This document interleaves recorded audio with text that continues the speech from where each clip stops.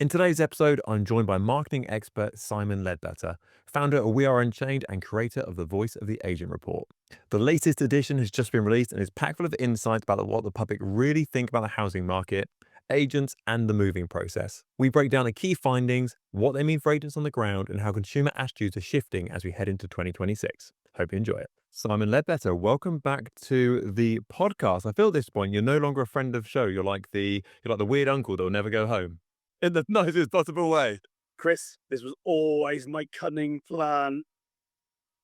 But no, thank you very much for inviting me back on again. Well, you are a more than worthy guest, to say the least. So, you've brought out recently the part 4 of Voice of the Agent. So, let's go back a step. What on earth is the Voice of the Agent report? We started the voice agent about 3 years ago, basically to understand the market better. There's a lot of pundits. I am a pundit, and I recognise that's one of my sins. We talk about the industry a lot, but I was really keen to understand what actual agents actually in the field, what they really think. But there's a completely impartial survey. So we launched an annual survey 23. We ran it again in 24. It got such a good response. So we got 553 responses the first year, 841 to the second year. We decided to make it quarterly this year, 2025, because it actually was a really big survey for people to fill out. We were watching people not fill out the end because they basically got tired. So we made it quarterly this year, made the surveys much shorter. But over 1,000 responses to the first one, sometimes 400, 500 responses still to the subsequent issues. But the idea is to understand everything about what agents in the field actually think about the market, prop tech, AI, marketing, portals, sustainability, mental health, all the issues around the industry, but then have a gender neutral view of what's going on, but then give it completely free back to the industry so you can see where you sit relative to your peers. There's a lot of, I'm going to use an offensive word then, there's a lot of loudmouths like me who talk a lot, and there's a flock of us who do that, but we're not necessarily representative of the industry. So I like the fact that behind what I tend to say about the industry, I've got the voice of the agent, which means I can say, well, actually, I think this. But what I found out is the industry thinks that, and that difference is where it gets interesting. So yeah, it was essentially for us to understand the industry better. We just decided to make it publicly available for everyone, and it always will be. And how have agents' viewpoint changed on the Voice of the Agent over time? So, imagine when you first did it, everyone was like, "What on earth is this thing? Who is this guy? Why should I care about this?" Have you found there's sort of been more openness, adoption over the last couple of years or so? Yeah, I think two things have happened. Um, those are three things, four things about the Spanish Inquisition. No, the two things, key things that have actually happened is it's become more representative. When I started it, I just left Fine& Country, and before then I'd been at Knight Frank. So when I went it out, I sort of attracted a bit more of a prime audience. So it lent towards, it was still representative, but it lent towards prime. As I've got more just involved in the industry as a whole, it became more representative. Um, like we were talking about before we started recording, actually getting an engagement from the industry, because everyone's so incredibly busy, is quite hard. And we have a cunning plan for 2026 to address that, which means we're much more likely to get an incredibly representative sample, and it won't be so onerous for people to fill in. So it it has been incredibly enlightening, but I recognize that there is a little bit of sample bias in there that we're going to address in 2026, which will mean there's a bit of a change in the figures. But again, the idea is to actually hold up a mirror to the industry. And so we can all benchmark ourselves what our peers think. And I'm always working to make that more accurate and more representative. So this new one is consumers and conveyancing. So this is Yeah. kind of the public perception on the moving process and the conveyancing process, etc. What made you decide on this topic for kind of the fourth part of it? So what we did, because when it used to be annual, we'd always have a section on what consumers thought. So because we've got access to YouGov data and we do our own research all the time, we always had a section in the annual report that said, and by the way, this is what homeowners and landlords and tenants think, and the British people as a whole. We decided going quarterly this year, actually, while the first three editions would be about the voice of agents, chapter 4 would actually just pivot and talk to a big area that we're all talking about at the moment, conveyancing, and obviously keeping the consumer voice. So it's almost like voice of the consumer, but in the context of informing agents what different consumer groups think.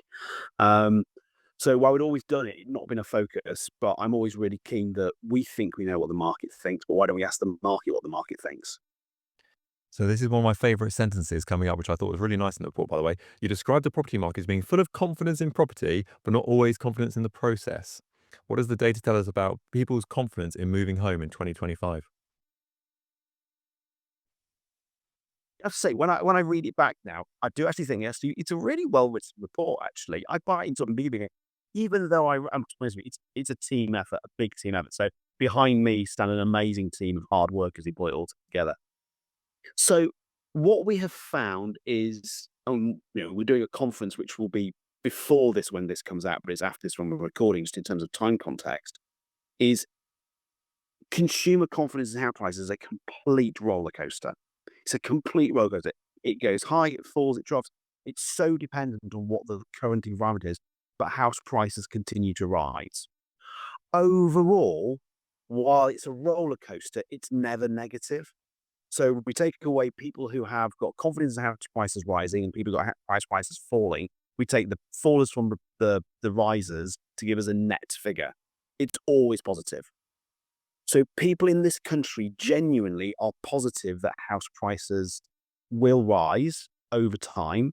I think because they accept the first law of economics is demand exceeds supply. So while there are some wobbles, and we'll probably maybe talk about them in the next 30, 40 minutes, there are some wobbles, even at its lowest point, which is when Liz Truss was premier, it looked, we were tracking the data every single week to see if it's actually going to tip into a negative. It got to like 1%, the difference between positive and negative, and it came back up when she resigned. Um, they have no confidence in the process, though. Hmm. Oh, sorry. Isn't it the, if you're looking to be elected as a government official and as prime minister, isn't people having a rising house price and feeling richer in their pocket, even if it's just on paper, your house has gone up from 450 to 475? Isn't that a smart move for any government to make sure that that property price, even if it's just on paper, is rising up over time? To therefore, you're going to get re-elected in 4 years' time. Yeah, absolutely. You will feel, whatever the complexities of 2008, there was no chance that the people in government at that time were going to retain the leadership of the country with what happened to house price. So we lost what I think it was 19% from peak to trough. That made people feel fantastically poorer. So whatever the options were, you were going to be punished at the ballot box. And whatever the color of the party, as we found in America, the right wing Republicans were thrown out.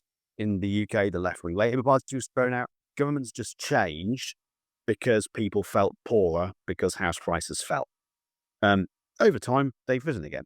So, the inevitability of supply and demand ultimately comes right in the end, unless we build a few million houses, which we're not going to do anytime soon.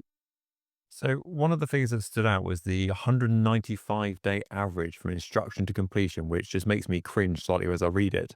So what was the public perception of that timescale? Because I think agents now are kind of like, oh, like, it kind of is what it is. Yes, it's terrible, but it's not really getting any better anytime soon. How do the public feel about I take 195 days to get in their new house?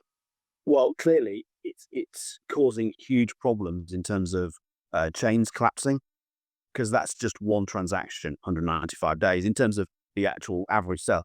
But in that are lots of overlapping 195 days as different houses. And some people need to move because absolute urgency. So you get distressed sellers. Um, and it's just grind. Only 28% of people said they didn't experience a delay in house moving, which is kind of, that means 72% did. Um, that's a lot of people. And what was really, because I've literally just bought a house. I may have mentioned it on LinkedIn very often. Hashtag Phantom now here. Hashtag LinkedIn Leadbetter. Um, and it was tortuous at every stage of the process. And I work in the industry. For me, it was, this is more complicated than it needs to be. I don't think anyone in the professional part of the transaction were actually doing a good enough job. So very lovely people, some very nice people, some very helpful people. But I think there's things that all of them could have. We were perfect buyers. We own a house. This is our second home, but we own a house that we have elsewhere in the country we don't live in. So we were renting. There was no chain at our end. The person we were buying from, there was no chain above them because they were buying essentially a house where the people were moving into a home and could whenever they wanted. Therefore, while there was a chain to an extent, it was the simplest chain you could almost get. short of us moving into a completely empty house. It took 6 months to the day. And if you want me to rehearse all the things that went wrong, how long have you got? I won't bore you with it, but it was an example of how our system is broken. But what's really interesting in the research, and this comes across loudly, is people don't blame the agents, they blame the conveyancing side. That did bring a little smile to my face, actually, rather than a bit of a sick smile to my face when I did read that section, a little bar chart, and it says, if there was a hold up in your sale, who was to blame for it? And it was like conveyancer. Yes, and I think to an extent, that's probably because the estate agent blames the conveyancer.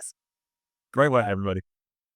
But, the top 3, so the top 3 from the report, number 1, by 29% or 40% of people who actually did have a delay, did have a delay, then 28% no delay, and then the other party, the buyer or the seller on the side, that was 23%, which suggests as estate agents, we're not doing our job to get the buyer and the seller ready.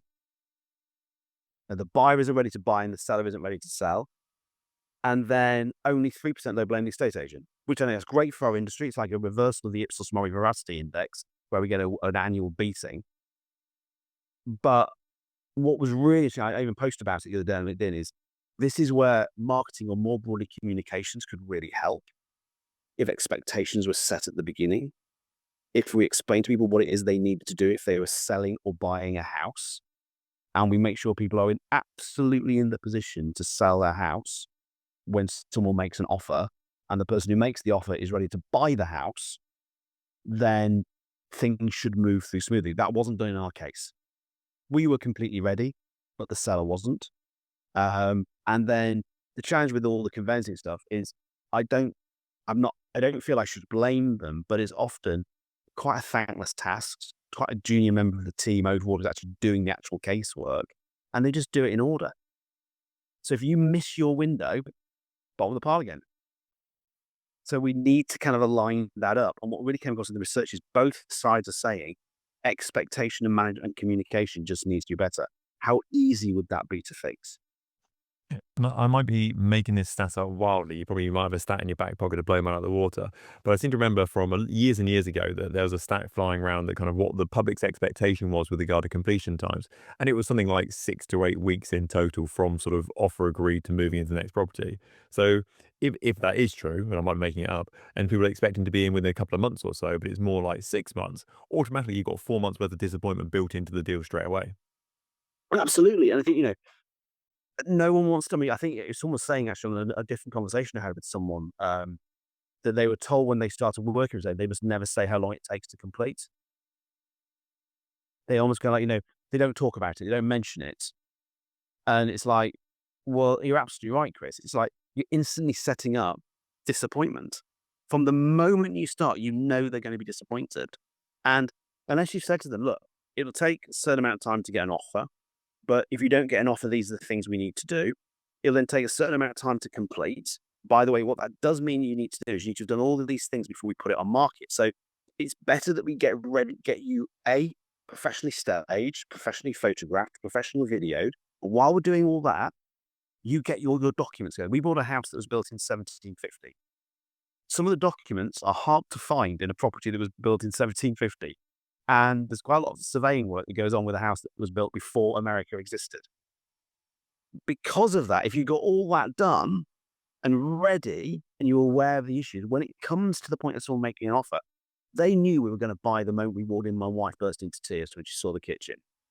Because it was like literally we walked into our dream house. We were the perfect option. If they'd just been more ready, we'd have moved. We're going to move. We probably could have moved within 3 months. Yeah, We all would have.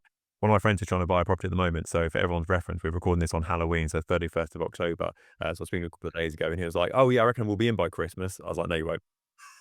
Sorry to burst your bubble here, mate. No, you won't. I don't care how much like vacant property we're in rent to just. See this or listening to this, but I'm ready for Halloween.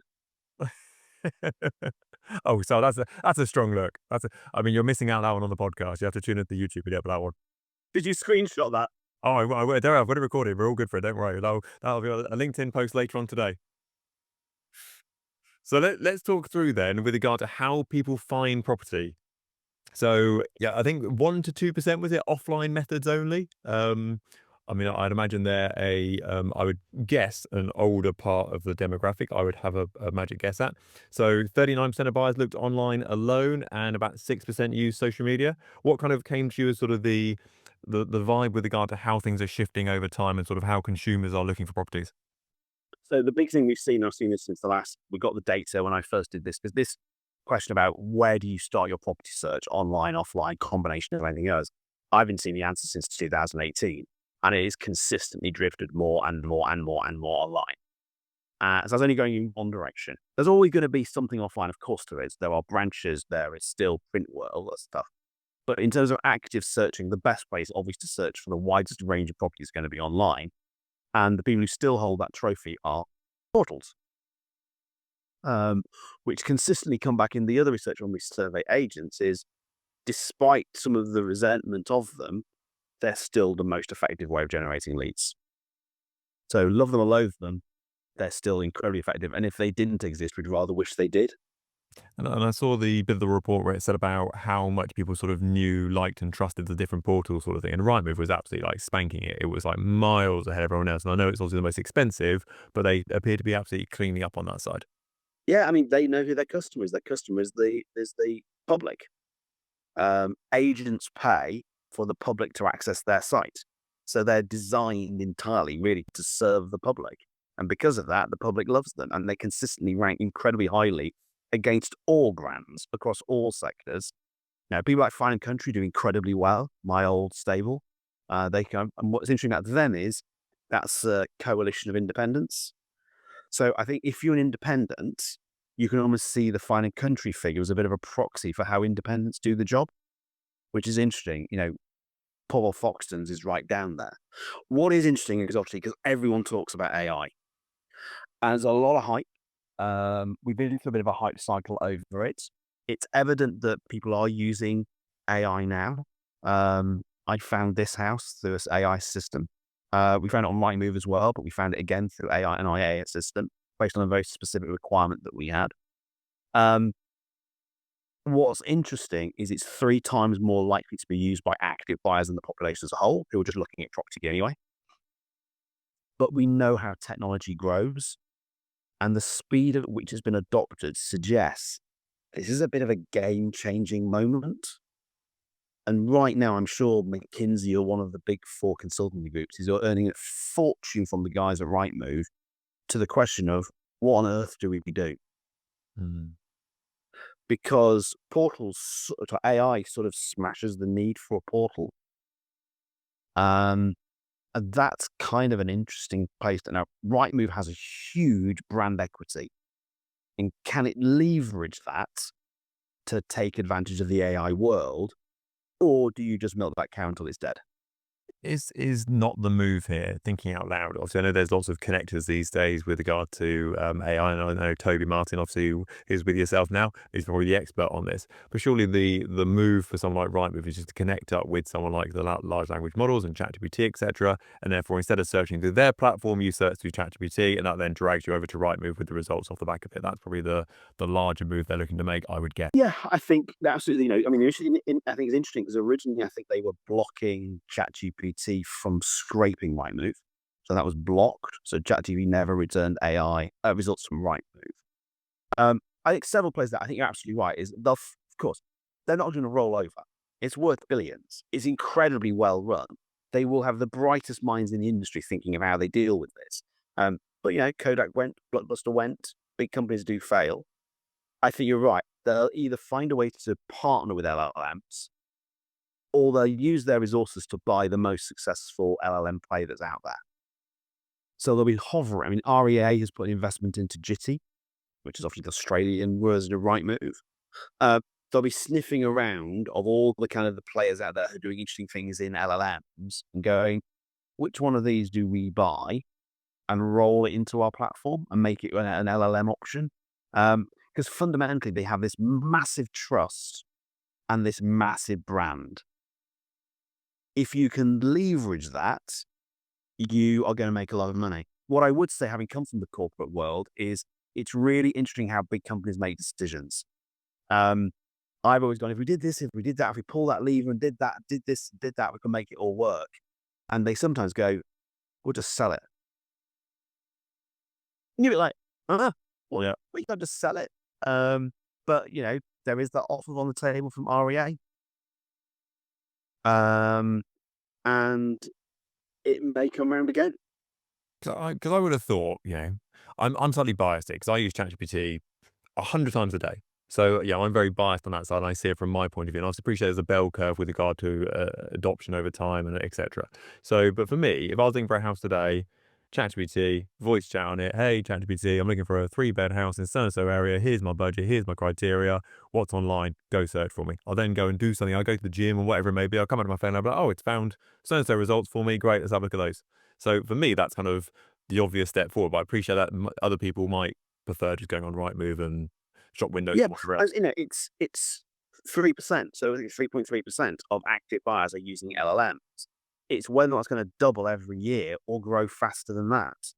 We already know from Absa, I think they say 8% of the people looking at holidays are using LLMs to help them with their holiday itinerary. Um, our friends at YouGov found that 3.9% of people on average are using LLMs to find a product that works for them. So we're still in this single digit level. But as we saw with the rollout of, I think it was Sora, the new video tool for the new version of the video tool from the guys at OpenAI, the rollout of that was so exponential. It's like, I think most people underestimate how fast this change is happening. Mm. Yeah, I think it's gonna be waiting lists on waiting lists for some of these things coming through. Because I mean, yeah, Sora 2 came out and it was, like, oversubscribed in, like, 10 minutes, and it was only available in America. It's like, "Okay." Yeah, and that's a big old market. It's almost like we should have stayed part of a big market, so we'd have that advantage too. Yep. So let's talk to the stamp duty side of things. So, 4 out of 5 people had an opinion and supported the idea of spreading payments over time. What's the public's perception and view on the affordability and sort of the stamp duty method at the moment, should we say? I haven't met an economist or person in the property industry who thinks stamp duty is a good idea. It's a silly tax created for silly things, probably to fight a war with the French. Um, and it just doesn't. Any cliff edge tax messes with the market. So what you really need to do is create taxes that are very proportional and very incremental. So they're graduated. So they rise with time over various different stages, or you break up the payments. We're discouraging older people from moving out of their houses, and we're making it harder for younger people to buy houses. This is a silly thing to do at both ends of the market. If you just had I mean, again, I know they're talking about this in the Treasury at the moment because they've leaked it, that they are considering it. I don't think they'll do anything radical soon. But the idea of having just a property tax, you pay your entire life, you just pay a property tax. And therefore, there is no stamp duty when you buy or sell a house. You literally go, I pay a percentage of the value of my property all the time, every year, regardless. And when I sell it, I sell it. When I buy it, buy it. It doesn't matter. There's no extra charges apart from the lawyers, the estate agent, and those kind of things. That's all fine. And it's kind of almost like a subscription to the right to own a house, but it also removes this cliff edge stupidity. And I think most people go, it's ridiculous what stamp duty is, when it's like, what I mentioned, we bought a second house. I mean, I'm not suggesting we should have avoided that because it's a second property. There probably does need to be a penalty on second, third homeowners, as we don't have enough houses. But for the first home, the only home, stamp duty is a silly thing. I'm surprised 20% didn't think it should be graduated. So is there not so I was reading an article the other day. It's the most non-exciting article I've read in my life, and it was about the NatWest Nationwide, one of the NBATs banks, and they had gone from doing a 5 times multiple to a 6 times multiple for if you had a certain career, if you're a plumber or electrician sort of thing. And surely with the affordability side of things increasing, so basically what's going to happen, I would imagine, as soon as you don't have the stamp duty to pay, all of those, let's say, first-time buyer properties, are they gonna take that money they probably historically would have spent on stamp duty? That's gonna bang into their deposit, which means that they'll be able to afford more, which therefore means that there'll be more money in the marketplace, and therefore people will just put their prices up. Yeah, the market will always correct. I mean, page one of every economics textbook is a proper freely operating market hates profit. I mean, profit is why we do good old capitalism, the most effective economic system we've ever had. But it abhors profit. So if there's excessive profit, a lot of people are incentivized to start companies. If there's excessive profit throwing around, it'll find a way to get that profit flattened to make the market move back into equilibrium. So yeah, if money's taken out of one end and put in the other, it will get consumed in some way. Of course it will, because the prices will rise to put it. It's why the evidence they showed with all the mess that the government did throughout lockdown, the long-term trend from the start of all the intervention was the end of the intervention, is it had no impact whatsoever because the market found a way to settle out. Um, the point is not that the tax is silly or where the money goes. It's the fact that cliff edges in any tax system are stupid Mm. because you create a arbitrary number in the market. It's decided by someone in Whitehall that has no relation to what's going on in the market, that says at this point you pay this amount, at this point you don't pay anything, and at this level you pay this amount, and it just means you are stopping the market from freely operating and finding the right price, and also you're stopping people from having that freedom to move. I mean, you get this a lot with income tax, for example. You know, everyone talks about, the £100,000 or whatever it may be, kind of the black hole of sort of money, and you pay so much more tax, and if you earn more, you pay less, sort of thing. I know there's an office of tax simplification. Surely they're not doing their job very well, because ultimately, income tax should be a steady band, stamp duty should be a steady band. It should be, if you're going to charge a tax, as you correctly said, there shouldn't be these cliff edges there. It should just be it's 2% of your property value, and that's it. And whether you own a £1 million house or you've a one-bedroom flat at 100 grand, it's still that fixed percentage across the time. I have posts about this. I am a bit more of a radical. I'm more of an, because I actually have read The Wealth of Nations by Adam Smith. So I am actually quite a pure capitalist in the sense that I believe in moral hazard. I believe in own and managed companies. I believe in proper competition and free markets. But I agree with what Adam Smith said, is you shouldn't tax income. You should tax wealth and luxuries because that makes them more productive. And consumption. So, I mean, to an extent, a lot of things should be exempt, but idle wealth should be taxed because then you're more likely to use it productively. And consumption outside the essentials should be taxed because then you would essentially take excessive consumption, you put it back into, the government needs to be paid for. We need defense. We need a welfare system. We need a health service. We need education, new roads. These things need to be paid for. But the one tax that Adam Smith and so many people claim to know what capitalism is, the one tax he said was the stupidest tax at all was income. It was supposed to be temporary in 18, whenever it was. Yeah. These governments get addicted to tax, and then it all comes from that. But it's all complete nonsense. You walk around houses and you see bricked up windows because some idiot created a concept called windows tax. Because the number of windows you had said how much wealth you were. All taxes are completely arbitrary and they're decided by government. We could say the very concept of an income tax is ridiculous because it's a tax on work. We shouldn't tax work. We should tax idle wealth, consumption, and on top of idle wealth would probably be your principal property should be taxed, or your property asset should be taxed, because you're sitting there on something that's appreciating. You haven't earned the money; it's just making money, and that should be taxed to pay for other things. And I did a calculation for it for a budget last year, and basically, most people in the country would pay less tax under that system. If you happen to be in the 1%, and because you're taxing immobile wealth, you're not taxing the fact that you can take everything offshore because I can't lift this house up and put it in Bermuda. As much as I'd like to, I literally can't take this house down brick by brick and put it in Bermuda. If they tax me on the value of this house, I've got to pay it or I've got to sell it. That makes the market more effective. So you heard it here first, everybody. Simon Leadbetter for Prime Minister. God, no. I think I've said this too often, and people would think I do have it, but I've got way too many status in my. Scandal after scandal. So let's talk about brand awareness and public perceptions. There's a really good bit, and I thought it was actually quite entertaining, with regard to the purple bricks having a 73% recognition, but only having 2.7% of actual instructions, whereas Yeah. open rent, no one's ever heard of, but have got a quarter of all lets. So what's the difference between sort of the fame and function with regard to the agency branding side? So it's really, really interesting because there is a relationship. There's about between 70 and 83% relationship between brand awareness and customer numbers. YouGov did 35 brands, we did 64 brands, and there is a relationship. Though there are outliers.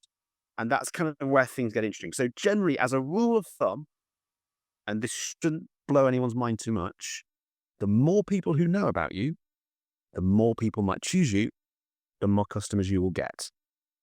That's just doing the maths. So that's kind of like, that's a simple one. If people don't know, and the opposite is also true, if nobody knows about you, nobody can get to trust you or like you, and therefore nobody will use you. So it's kind of like two ends of the spectrum. So that applies across the market. So hence why I bang on endlessly about being louder and telling people you exist, because people will often make a decision long before they actually talk to an agent about who they want to talk to. That said, there are some interesting outliers. There's a lot of evidence that you can buck that trend by either producing a fantastic product or producing a terrible one. So what OpenRent has done, for all the criticisms in the industry about it, it has done exactly what it says on the tin. And the industry should worry if it ever launches open sales and adopt the same model. Now, I think there are questions about self-service lettings agent. Hey, Rachel Weaves has just had a bit of fun by trying to, even with an agent helping her, has had a bit of fun. That said, it's quite complicated, and therefore you probably should have an agent to help you do that if they're doing their job properly, which it sounds like the agent who was involved in this one didn't. Or you can have a terrible product, which is essentially, ever since Purple Bricks launched, I've said that's an absolutely terrible idea. Because the perfection of the estate agency market, which I think people underestimate how good it actually is, you only pay them if you're successful.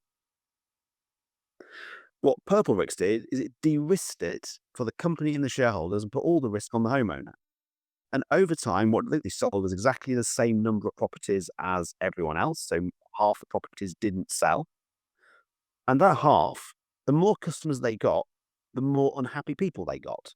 Because they'd paid the money and got nothing. It's like, here's £1,000 of my money. I literally didn't get anything as a result of it. Once you've got hundreds of thousands of customers going, I've paid millions to this company's getting nothing, the negative recommendation and bad word that goes around will be epic. So the outliers are there in terms of, and Seth Godin says this, rule one in marketing, build a fantastic bloody product. Be the best estate agent with the best possible service. You do all the really good staging, photography, videos. You know, you're really nice when you turn up, you kick your shoes off when you walk in the door. You'll do a home move box. Your marketing's fantastic. You've listened to Chris Webb and done every bit of advice that he gives you. All that kind of stuff. You've done all that. So that makes you different and brilliant. You do brand awareness work, you'll make so much money. If you don't do any of that stuff and you've got a brand awareness work, then people start to hear what brand awareness really is reputation. If your reputation is for being rubbish, it's not going to help you win customers. The interesting outlier, I don't think I went to, I need to remember I went to the point, is EXP is an interesting outlier as well. Because they buck the model too. They've got more market share than they should have based on their brand awareness. Now, Adam Day will naturally go, I'm amazing, I don't need marketing. I would go, imagine how big you would be if you did. You know, you've done this much without doing proper marketing. Imagine how much money you'd make for all those agents. Because what? Only a percentage of the agencies will succeed. Most of them will be average, and the average age of a the average salary of a self-employed agent is less than the average salary of an employed agent. So that's the actual proof of the model, is you will, on average, earn less. Your chance of earning over £100,000 is doubled, but your average chance of average salary is less. So that's kind of how the model works. A lot of people won't succeed without the support of a company or an employer and stuff. If they invested in brand marketing, spoke to an expert about it, and really doubled down on it, all the average agents they've got would become much richer. The excellent ones would blow it out the park. So I look at the data and conclude you'd be insane not to invest in brand marketing, whereas I think people within that company go, we don't need brand marketing. It's the wrong conclusion to draw, because I've modeled how much money, how much market share they would be if they did marketing, and it gets a bit silly. Mm. So, you know, this is why the data is so important. This is why I did the voice of the agent. There's so many opinions out there, and they're all uninformed. Whereas if you get data behind it, then you get a much better analysis of how you should behave as a business. So if I was, let's roll with this, shall we? So let's say I'm Adam Day. I'm Hitchin's number one famous most resident. I came to you and I'm like, yeah, we haven't spent much money on marketing, as in a brand recently. What's the 3-step program you put Adam and EXP through to gain some traction outside of kind of the smaller voices within the business? So I'm going to go for my traditional 4-step process. I'm going to steal an extra step because I have a 4-step Brilliant. Love it. process. Is it doesn't cost that much. Actually, it's not a huge sum of money they need to invest. But as the largest estate agency brand in the United Kingdom, I would absolutely double down on the PR. I would make the EXP name the authority in the industry of the whole of market. I would massively increase email. Email is the most effective way of converting people into customers. I don't know if they've got a newsletter nationally that they produce, but they could potentially have the independent property newsletter across the industry. I would really double down on social media massively. And that's not just, and this is the brand side. This isn't what the agents are doing, and they're all doing a very good job as individual agents. But from a brand national perspective, big PR, big email, big social. And while direct mail falls mainly into the hands of the agents, I would really, really insist that most of those agents do even more direct mail, because there's a massive correlation between the amount of direct mail you do and the amount of business you win.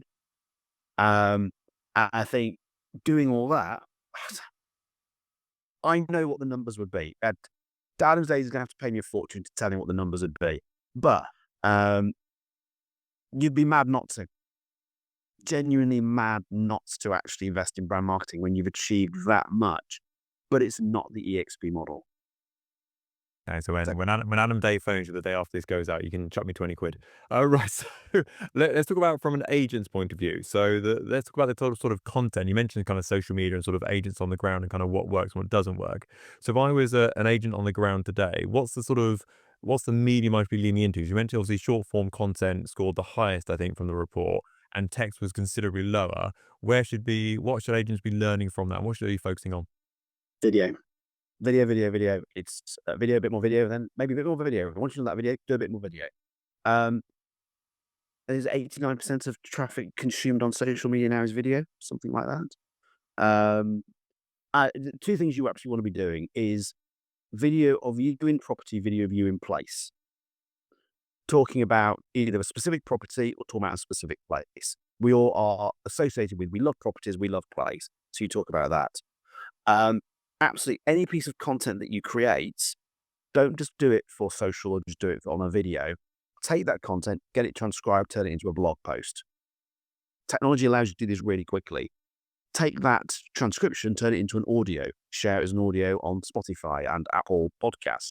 Take one piece of content and use it in 15 different ways. And the other thing is repeat. You might say, I've done that video once, that's it, I'm done. And you're like, do it 7 times a year, share it 7 times a year. So once you create a piece of content, repurpose it for multiple things. And remember, people and place. Always think people and place. And that's what we're talking about is people, the property in place. Sorry, property in place. Property in place, you're the person, the P of the P. Property in place. Talk about properties, talk about place. You're the property expert, so talk about yourself in the context of those two things.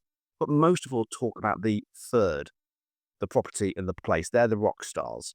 And talk about them consistently. And any piece of content you do, recycle, recycle, recycle, repurpose, repurpose, repurpose, and then rinse and repeat. I would say most businesses are sitting on a mountain of content, as Daniel Priestley would have put it. But they post it once and they think they're done. Did this And I did the same exercise a while ago. I say a while ago, about a year ago now. And I think I wrote down 100 things to talk about on social media. And then across the other axis, I wrote down, a blog post, a video, a photo caption, a carousel, a so-and-so. And obviously, once you times that 100 by 6 different columns, you're like, I've got 600 pieces of content. That's like 2 years worth, like just from a line of things. yeah, that's exactly the way you need to think about it. I used to do a thing with with guys at one age. Is what are the 12 most common questions that your customers have? Now come up with 2 answers. That's 24 pieces of content. Okay, now take those questions and answers and reverse it. So start with the answer leading to the question. That's 48 piece of content. If you did one a week and took 4 weeks for a holiday over the course of a year, you've got a year's worth of content. Now, you and I know you should do a lot more than that, but if you're not doing anything, start with the 12 most frequently asked questions and just start there. So let's talk about the influence of people. So one thing I found quite entertaining, I think you'll probably have some views on this. You found that a third of all buyers and sellers and over 40% of the public said no form of brand communication had influenced a purchase decision. Now, is that a true stat? Because I would look at that and I'd go, yeah, I've not been influenced. Even though I've seen 15 blue things today and my favorite color is blue and my logo's blue, doesn't mean I've been influenced. Or is it people actually not being influenced by it? Or is it them kind of, where's it sit there? So what I've historically done is I've actually removed the don't know, no impact and done it as a percentage of those classic you hear on 9 out of 10 cat owners who expressed a preference said they're cat preferred.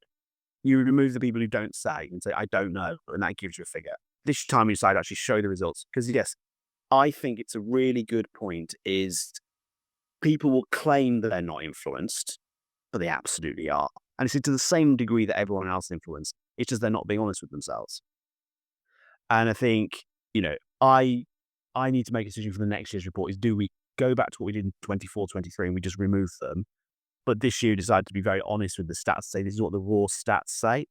But no, you're absolutely right, Chris, is we're all influenced by it. The great scene in Devil Wears Prada, where the young lady who basically has gone as the intern basically dismisses what the industry does in the fashion industry. And oh, what's her name? It's going to go from my head. The older actress who plays the actual Glenn Powell? No, Glenn, what's her name? not Glenn Close. It's not Glenn Close. It's the other one. Oh, Like the, but yes, it's her. I know we're both thinking of the same person. It's going to come to me at some point. But she makes the point of the journey from a catwalk to the high street and how, yeah, if you think you're not influenced by marketing, you don't understand how powerful marketing is. Every decision you make pretty much these days have been influenced by someone in an office somewhere, nudge you in the direction they want you to go. The conflict in marketing is everyone's trying to nudge you in their direction. So you think you've got free will, but actually you are very much, and they demonstrate it in scientific study after scientific study. We're herd animals, we're confirmation bias monkeys. We basically go where we think we want to go, and it's very easy to manipulate people. Someone commented at a lecture I went to once, if Goebbels had the technology we have now, there is no chance they would have lost in 1945 because they'd have won it almost by piece through piece because they'd have influenced people with that malignant, horrible agenda.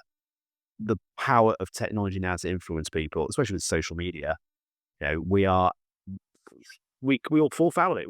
We are so susceptible to it, and you can try and immunize yourself against it, but it's an endless battle because suddenly you're like, why am I angry about this? It's because someone somewhere wanted you to be angry. Or why am I wanting to do that? Because someone somewhere wanted you to do that thing. It's very frustrating. And working in the industry of marketing, it's even more frustrating that I know how bloody easy it is. I was walking through an airport a while ago, and obviously airports are very much, you must turn this way, you can't turn that way, follow this line backwards and forwards until you get to the passport thing, etc. And I said to Bronte, I was a bit like, do you think they should just like release sheep? They should release sheep to test it. They should release a couple of sheep off the end of the plane, and they're like, these sheep make it to the passport office, we've done a good job, sort of thing. It's almost like that you're being driven down a certain route, whether you know it or not, but you're going a certain path. We know everyone's going to walk this way, then they're going to turn left, then they're going to turn right, and then they get on their airplane, they're going to bugger off, sort of thing. So it's kind of that path, whether you know it or not, it's been pre-planned for you. Yeah, I mean, Rory Sutherland has a great video on this. He talks about if you go to a restaurant, restaurants are designed to sell wine because that's where the highest margin is. So everything about a restaurant experience is designed to sell wine. So when you walk in and take your table, there'll be wine glasses on the table. Even if you're not going to drink wine, there's wine glasses there because they're telling you we sell wine. And then at some point they'll come forward, and what do they give when they give the drinks list out? Generally, they'll give it to one person. They don't give everyone, apart from your normal basic run-of-the-mill restaurants. A good restaurant, they'll give it to one person. Because the next question the person who gets the wine list asks is, red or white? You've instantly removed out gin, beer, whiskey, any other option where there's less of a margin. Because, as Rory said, we all know what spirits cost because we can buy them off the shelf. But we don't know if that bottle of Plonk is €6 or €600. They can put whatever price they want on it. It's designed to sell you wine. So the whole experience is built. But that's not just restaurants. That is supermarkets. That is the high street. That is online. That is social media. We are designed to be nudged in a direction by the marketing. So, long answer to the question is, do people say they're not influenced? Are they generally not influenced? Yes, they are. They just don't admit it. Mm. So, well, I've got some good news and I've got some bad news for this next bit. The good news is, as a business, we've been nominated for a Hampshire Business Award. We've also been nominated for the Negotiator Awards for professional services of all things. But the bad news is, well, the bad news is that no one gives a monkeys about awards, apparently. I've read the survey and it said 86%. No, no, no, no. You've misread the survey. That's not what the survey says.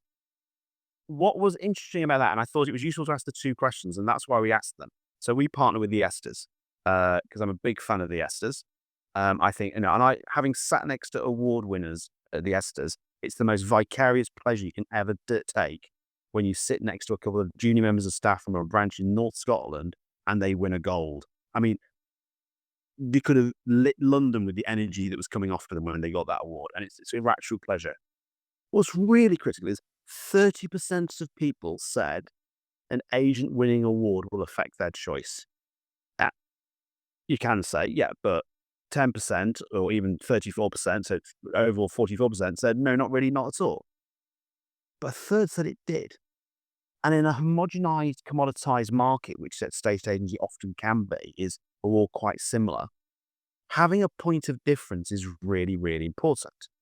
Now, you're right, most people have not heard of any of the awards. Now, it's almost like they need someone who could help them with their marketing. Now, I am available. But yeah, it is, the critical point I would say to all of them, and I say to the guys at Esters and EA Masters and the Resis and all different awards is consumers do care. We didn't survey because it's the voice of the consumer, not the voice of the agent.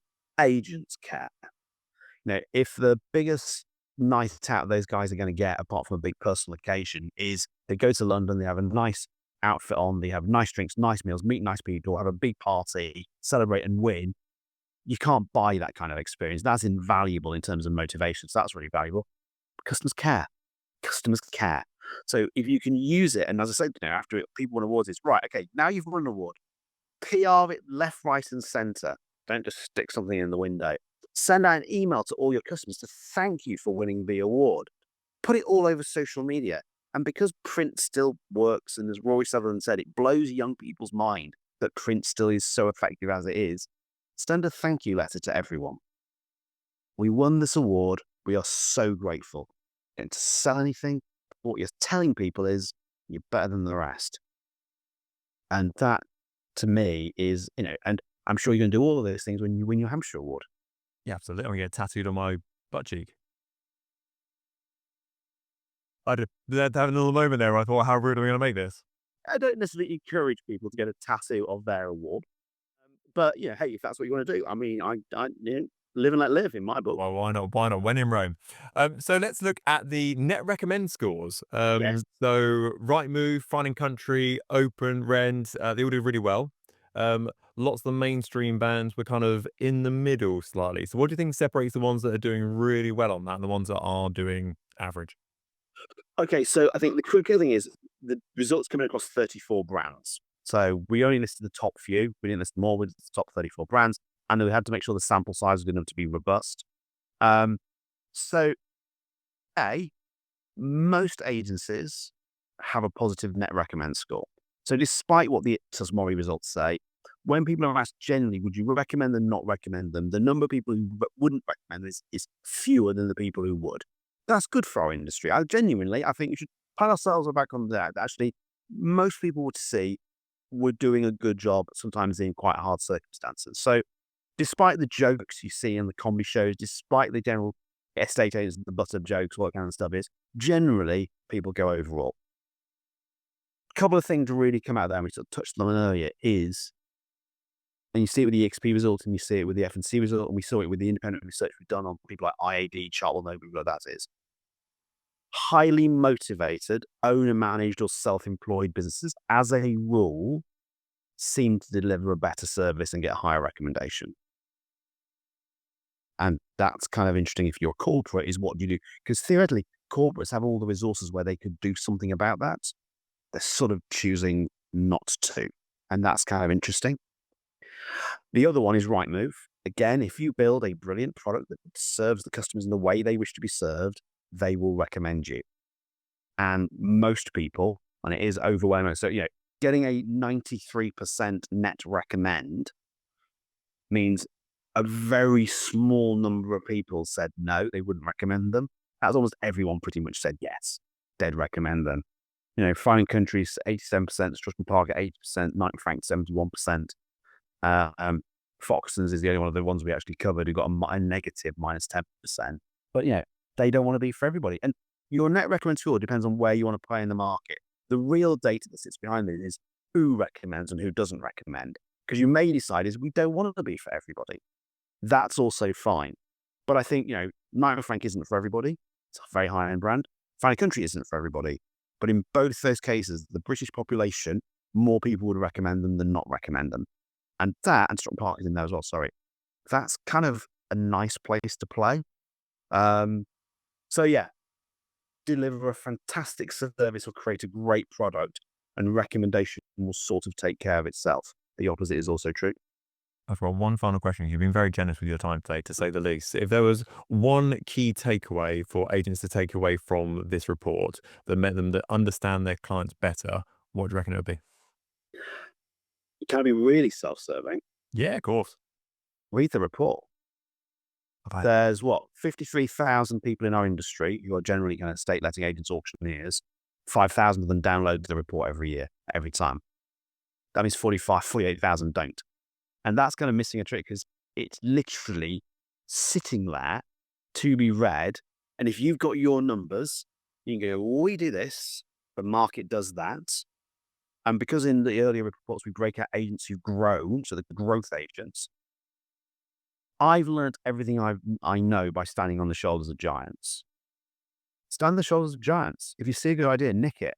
And we're basically, the industry is very kindly sharing and giving the secrets to success. So I would follow that. So selfishly, I would 100% download the reports and read them because they're easy reads. They give you all the information you need. But can I give you a little piece of really practical advice? Yes, I'm going to give you a little piece of really practical advice is do not underestimate the power of PR. It's the one result that always annoys me amongst all agents and the growth agents is they don't do enough PR.